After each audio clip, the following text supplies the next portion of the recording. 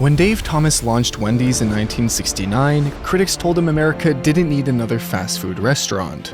In fact, Burger King had commissioned an expensive study that predicted Wendy's high burger prices would soon bankrupt them. 55 years later, that same restaurant has grown to more than 7,000 locations across 30 countries, generating $14.5 billion in system-wide sales. Considering Wendy's massive success today, it's hard to believe it was founded by a shy kid who was abandoned by his mother, dropped out of school, and struggled to hold down a job. The only thing he did hold on to was his dream, to open his own restaurant. This is the story of how Dave Thomas, who with just $40 in his pocket, built a multi-billion-dollar burger empire long after McDonald's and Burger King had already expanded.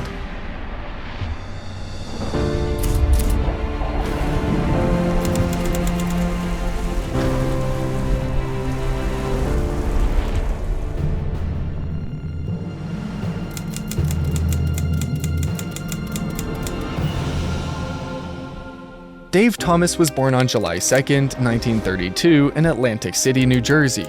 His mother was young, unmarried, and unprepared to raise a child. Just 6 weeks after his birth, she took him to an adoption agency and never looked back. 6 months later, Dave was placed in the care of Rex and Auleva Thomas, who kept his adoption a secret. Still, he never got the chance to experience what it was like to grow up in a real family. When Dave was 5 years old, Auleva died of rheumatic fever, leaving him in the care of his short-tempered adoptive father. While Rex was a hardworking man, he never had the time or the inclination to be a present father. He struggled to find work and moved from one state to another with Dave, barely able to afford dirty boarding houses and cramped trailers. Shortly after, his father remarried. Unfortunately, Dave's new stepmother was incredibly mean and controlling.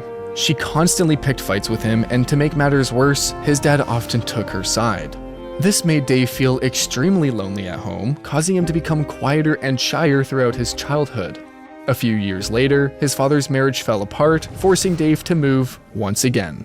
Their new apartment was worse than the last. It was smaller, inconvenient, and didn't even have a kitchen, which meant Dave and his father often had to go out to eat. However, eating at restaurants quickly became Dave's favorite part of the day, since it was the only time he spent with his dad and he could order his favorite food, hamburgers. Sitting in those diners, he'd watch other families enjoy their meals, wipe their children's faces, and laugh together. Soon, Dave was hit with an epiphany. Restaurants weren't just about juicy hamburgers or quick meals. They were places where people felt safe and spent quality time with their friends and family. And for a boy like Dave, that meant everything. And so, at just 8 years old, he'd already made up his mind. One day, he'd open his own restaurant, a place where everyone felt the same comfort he longed for. Little did he know, that decision would lead to one of the biggest restaurant chains in the entire world.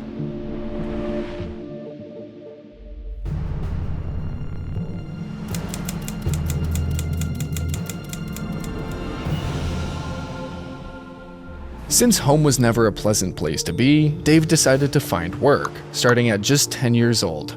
He lied about his age and applied to every restaurant he could find, but he was ultimately rejected every single time. So, he took several odd jobs that he never really liked or kept for long, including working at a gas station, grocery store, bowling alley, and delivering newspapers. One day, he got fired from a new job at Walgreens after they discovered he was only 12. Not long after, he finally landed his dream job at the Regis restaurant in Knoxville, Tennessee. Dave absorbed everything that he could about the business, learning the rhythm of the kitchen, the standards of service, and the pride that came from preparing a well-cooked meal. But just as he found stability in his job, the Thomas family had to move again, this time to Fort Wayne, Indiana.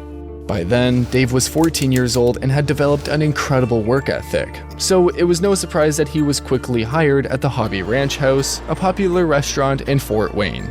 There, he met a man who would change his life, Phil Claus, the owner of the place.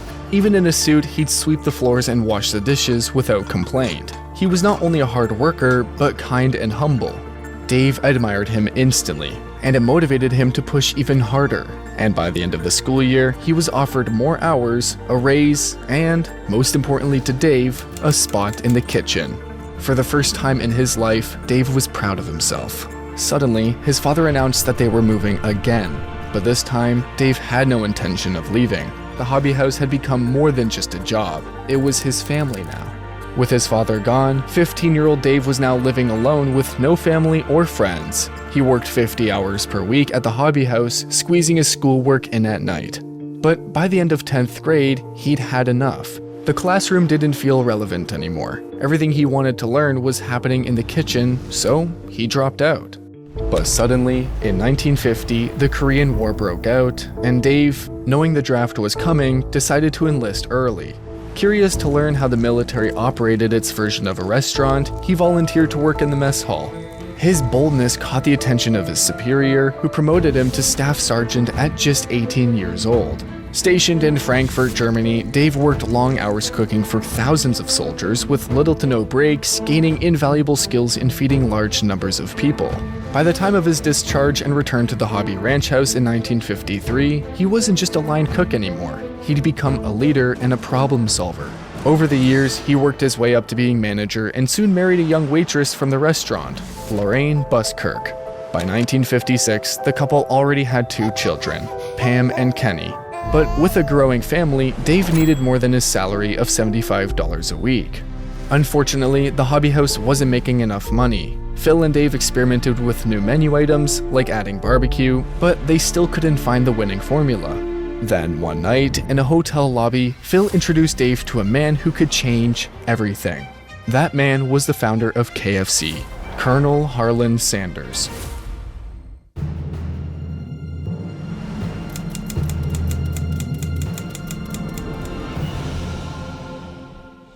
In 1955, 65-year-old Harlan Sanders was hitting the road, offering his Kentucky Fried Chicken to restaurants. For each chicken sold, he would receive a 5-cent commission. His secret recipe, pressure-fried chicken seasoned with 11 herbs and spices, created a taste so distinct that customers kept coming back for more. Sanders knew he had something special, and he was on a mission to franchise it across the United States. But he also knew the risks. One bad franchise, one dip in quality, and that's all it would take to destroy his brand. So he needed people he could trust. The hobby house had a big reputation in Fort Wayne, so Sanders reached out to Dave's boss, asking if he'd be interested in selling KFC at the hobby house. Struggling to improve sales, Phil signed the deal. After 3 months of learning the Colonel's cooking techniques and perfecting his signature gravy, Phil and Dave introduced KFC to the hobby house, and from the first day, sales took off. People were hooked on Harlan's fried chicken and would wait in long lines that ran out the door. In fact, the hobby house was constantly packed to the point that it actually became a problem. But then, Dave saw an opportunity that the others didn't. Noticing that people were traveling more and taking their food to go, he made a bold move by building a small space exclusively for takeout chicken orders. By doing this, he and Phil helped pioneer one of the first dedicated carryout sections in the restaurant industry. It was a simple idea, but it changed everything. Within a few months, the carryout section was pulling in $3,000 to $4,000 on Sundays alone. By 1959, KFC was expanding rapidly, and Phil Claus had partnered to open 4 more hobby house locations serving KFC in Columbus, Ohio. However, they were being mismanaged and failing so badly that Sanders wanted to shut them down. Phil, who was now $250,000 in debt, turned to Dave and made him an eye-watering deal. If you can save them, you'll get 40% ownership for just $65. By then, Dave had 4 kids and a stable job. Leaving everything behind to save 4 broken restaurants just sounded, well, reckless. But Dave trusted his gut, believing that this was his chance to finally become a restaurant owner. And so, in January 1962, with just $40 in his pocket, he left behind his family for Columbus, Ohio. Everyone, including Colonel Sanders, told him he was making a mistake. But little did they know that Dave had just signed on to one of the best deals in restaurant history. When Dave arrived in Columbus, he immediately got to work. He fired all the managers, rebranded the location as Colonel Sanders Kentucky Fried Chicken, slashed the menu, tightening the frying method, and since there was no money for advertising, he traded chicken for radio ads and came up with the idea of the KFC revolving bucket sign at each store to grab attention. His strategies worked, and within 6 months, their sales exploded. By 1968, KFC was buying back franchises, and Dave sold his shares in the company, totaling over $1.5 million. In just a few years, he had gone from having $40 in his pocket to becoming a millionaire. For many people, this would have been enough. But for Dave, his success in Columbus merely laid the foundation for his next big idea.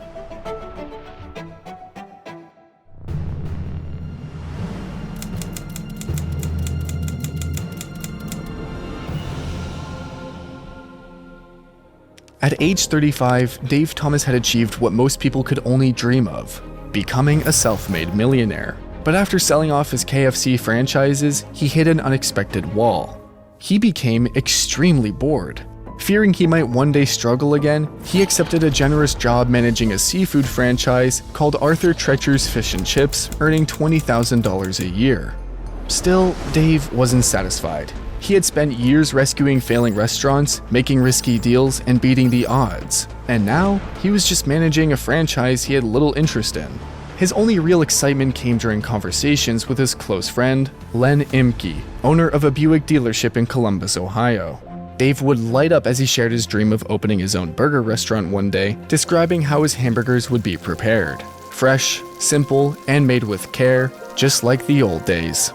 Len had recently purchased a building that used to be a steakhouse, and he was using part of that space for prepping new Buicks for a showroom down the street, but the lounge and dining area sat empty. So he offered the space to Dave for just $250 a month. Dave didn't have to think twice. He shook hands with his friend and sealed the deal.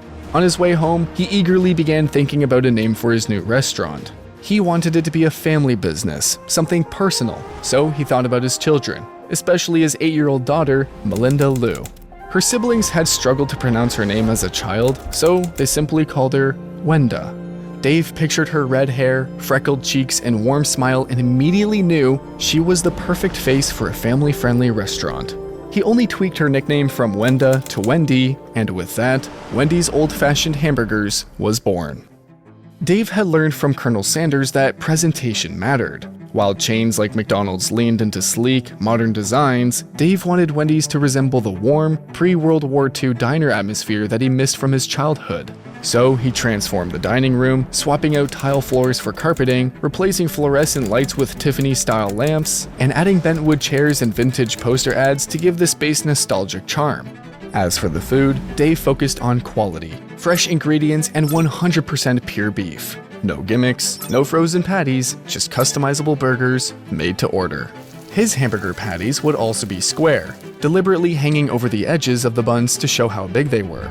Unlike other chains, Dave kept the menu simple. A single burger would go for 55 cents, a double for 95 cents, and a triple for $1.35, accompanied by fries, chili, Frosties, and drinks. Of course, many people call him crazy. Serious business people saw the fast food market as oversaturated, and his burger prices, nearly 3 times higher than McDonald's, were expected to scare customers away. But Dave didn't base his restaurant on fancy market research. He followed his gut. He believed there were people like him willing to pay a little more for better quality hamburgers. And so, on November 15th, 1969, Dave opened the very first Wendy's in Columbus, Ohio. What he didn't expect, however, was that his restaurant would quickly grow far beyond what he'd ever imagined.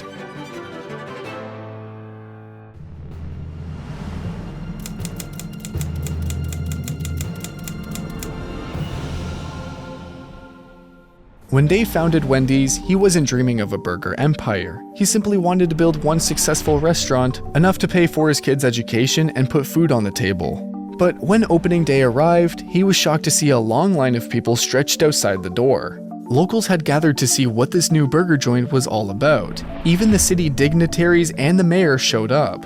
At that moment, Dave realized he had created something special. Wendy's instantly became a hit. People loved the burgers and appreciated what the brand stood for. Fresh, high-quality food made the old-fashioned way. The restaurant was generating so much revenue that within 6 weeks of opening, it was already turning a profit. Encouraged by the strong start, David decided to open a second location the following year, curious to see if the success of the first was just a fluke. But just as he had pioneered carryout at the Hobby House, Dave decided to experiment again, this time with a drive-through pickup window on the side of the restaurant. After some trial and error and his customers slowly getting used to the idea, it quickly became a game changer. Week after week, long lines of cars stretched down the block, doubling Wendy's sales. This was a massive breakthrough in the food industry, as Wendy's became one of the first chains to make the drive-thru concept a huge success, at a time before even McDonald's or Burger King had hopped on the drive-thru bandwagon. At the time, only In-N-Out and Jack in the Box had drive-thrus, but their locations were still few in number and mostly limited to the West Coast. After opening 2 more successful stores, Dave finally decided to present Wendy's to the nation. With McDonald's and Burger King already enjoying a 20-year head start, he knew he had to expand quickly if he had any hope of catching up. So, in 1973, Dave began franchising the Wendy's brand. But instead of selling individual units, he came up with the idea of licensing entire cities or regions, a unique strategy that, combined with the company going public in 1975, allowed Wendy's to scale at lightning speed. In 1973, Wendy's had just 4 restaurants, but by 1978, that number had exploded to 1,000. And a year and a half later, Wendy's opened another 1,000 stores, making it the fastest growing fast food chain in America. With rapid expansion and soaring revenue, Wendy's broke records, becoming the first restaurant to surpass $1 billion in annual sales within its first 10 years. The company continued to innovate, introducing a salad bar in 1979 and the baked potato in 1984, the first burger chain to cater to a growing base of health-conscious consumers. But perhaps the company's biggest moment of brand awareness came with the launch of its wildly popular ad campaign, "Where's the beef?" Highlighting the size of Wendy's burger patties compared to competitors, the quirky, sarcastic commercial resonated with millions. So much so that Wendy's revenue jumped 30% in a single year. By then, Wendy's had become the 3rd largest hamburger chain in the world, behind only Burger King and McDonald's. By his early 50s, Dave had become extremely wealthy. After decades of hard work and sacrifice, he stepped away from the day-to-day operations in 1982 and bought a massive waterfront mansion in Fort Lauderdale, Florida, where he spent his days golfing, riding his yacht, and making up for the lost time with his family. However, his time off wouldn't last long. While the company had experienced a boom in popularity during the early 1980s, it soon struggled to meet expectations and failed to capitalize on its momentum. The truth was, Wendy's was no longer Dave's old-fashioned family restaurant. It had become a publicly traded company that increasingly seemed to value its shareholders more than its consumers. And if something wasn't done soon, everything that Dave had worked so hard for was going to crumble just as quickly as it had risen.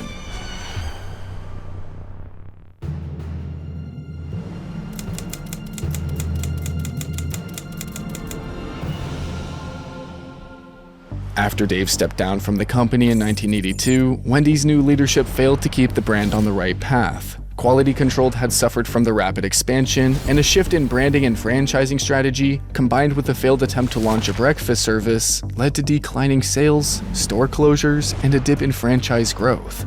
By December of 1985, nearly 20% of Wendy's stores were teetering on the verge of bankruptcy. But what people forgot was that Wendy's had a built-in advantage. Out of everyone who stood at the top of a major food company, Dave Thomas was the only one who had actually stood at the grill and flipped the burgers himself. And he never forgot the core principles of a successful restaurant: quality, service, and cleanliness. To help restore that foundation, Dave tapped his friend and one of Wendy's most successful franchisees, Jim Neer, to run the company as president in 1986. Jim Neer had spent his entire life in the restaurant industry, starting as a short-order cook at White Castle at just 15 years old, before running a hamburger chain with 50 locations and later owning multiple Wendy's franchises. After taking control of Wendy's, Jim Neer immediately refocused the company's efforts on operations. He reworked the menu by adding a skinless chicken breast sandwich, a bigger and better salad bar buffet, and, most importantly, he pioneered a value menu in 1989, a selection of items priced at 99 cents every day. The Wendy's Super Value menu proved so successful that sales jumped 25% that same year. The concept was later copied by McDonald's, Burger King, and every other major fast food chain, becoming a permanent fixture of the industry. However, Jim Neer's most brilliant move was convincing Dave Thomas to return to the company as the face of Wendy's new advertising campaign. While McDonald's and Burger King focused their marketing on flashy entertainment to lure children, Wendy's leaned into what really mattered: the food. Dave proudly stood behind his never-frozen burgers and commercials, emphasizing their quality with his simple, down-to-earth personality. His relatable tone resonated with millions of viewers across the country. The campaign was a success, and Dave appeared in over 800 commercials for the company, more than any other individual in advertising history. In just a few years, the Wendy's company went from losing nearly $5 million in 1989 to reporting $78 million in total earnings by 1993, while its customer satisfaction ranking climbed to the top of the industry. Jim Neer and Dave Thomas had just pulled off one of the greatest turnarounds in fast food history. But beyond business, Dave also felt deeply committed to giving back. I was adopted, and I really believe that every boy and every girl deserves a permanent, loving home. He dedicated his later years to helping others in similar situations and founded the Dave Thomas Foundation for Adoption in 1992, an organization focused on finding permanent homes for children in foster care. On January 8, 2002, Dave passed away from liver cancer at the age of 69.